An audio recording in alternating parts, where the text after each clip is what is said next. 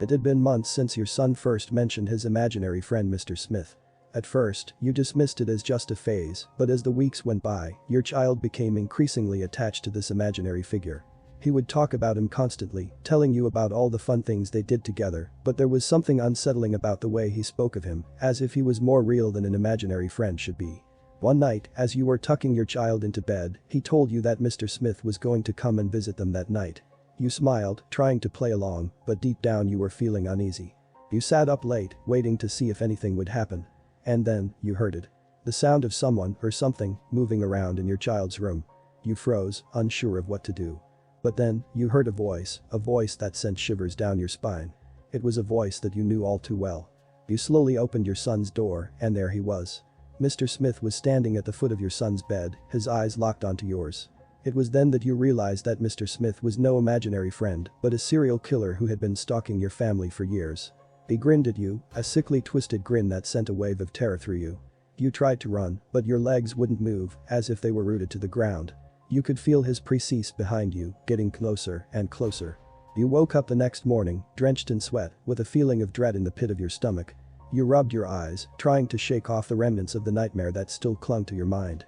But as you got out of bed and walked to your child's room, you realized with a sickening certainty that the nightmare wasn't over. Your child was gone. You tore through the house, calling out his name and frantically searching every room and every closet. You felt a rising panic as you realized that there was no sign of him. You called the police, your voice shaking as you told them what had happened. You could feel your heart pounding in your chest, the fear and the terror growing with each passing moment. The police arrived, but no matter how hard they searched, they couldn't find any trace. You watched as they went through your home, leaving no stone unturned, but it was to no avail. They found nothing. You felt like you were losing your mind. You had never felt so helpless, so alone. Your one and only child, the light of your life, was gone, and there was nothing you could do to bring them back. Days turned into weeks and weeks turned into months, but there was still no sign.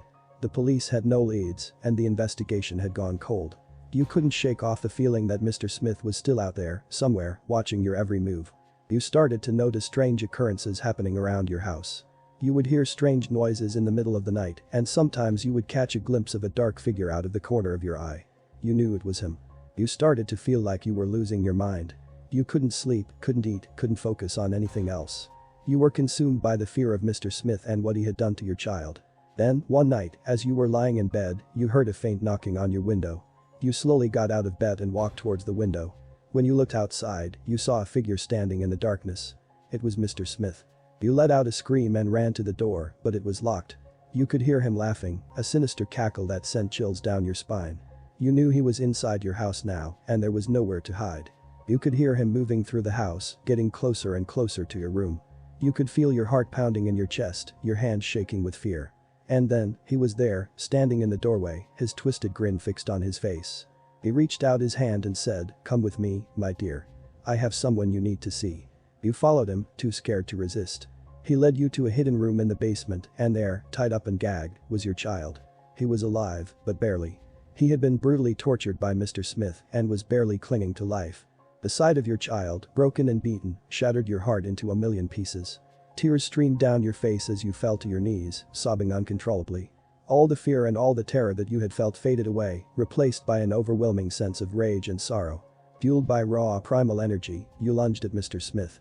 You closed the distance between you and Mr. Smith in an instant, your hands reaching out to grab him by the throat. You saw the look of shock and surprise on his face as you tackled him to the ground, your fingers wrapping around his neck. You could feel his pulse pounding under your grip, and for a moment, you thought you might actually be able to stop him. But Mr. Smith was stronger than he looked.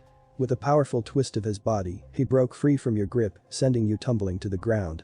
You scrambled to your feet, gasping for air, but Mr. Smith was already on top of you, his eyes blazing with a cold, merciless fury.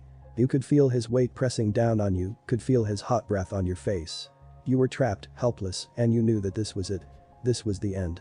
With a precise and deliberate strike to the head, he terminated your life. The police found your body the next day, and the investigation finally came to a close. Mr. Smith was finally caught, but the cost was too high. Your child was left alone, scarred and traumatized, and you were gone, a victim of the monster that was Mr. Smith.